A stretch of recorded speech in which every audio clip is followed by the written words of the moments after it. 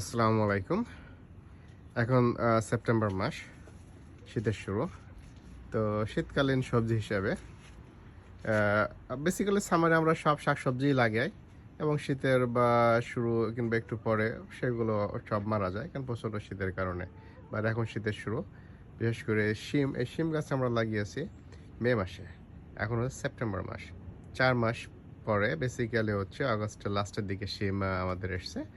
তো এখন হচ্ছে শিমগুলো পুষ্ট হয়েছে একদম ওঠানোর মতো। তো দেখায় যে আমাদের শিম কি পরিমাণ শিম ধরছে এবার গাছে।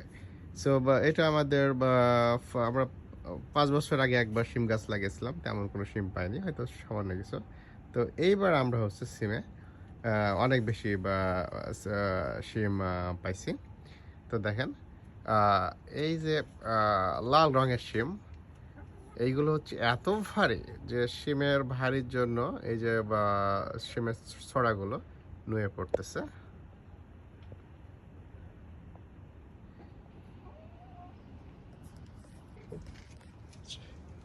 অনেক শিমের এখন ফুলও আছে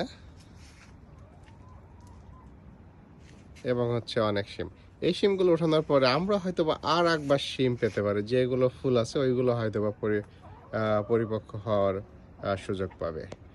সো আমরা যারা প্রবাসে থাকি, আহ, তারা আমরা আমাদের যে ছোট্ট যে আঙ্গিনা বা ছোট জায়গা আছে, সেই জায়গাটা টোটালি হচ্ছে আমরা পুরোপুরিভাবে কাজে লাগানোর চেষ্টা করি এবং এখানে যত রকমের শাক সবজি লাগানো যায় সবগুলোই হচ্ছে আমরা এখানে লাগাই।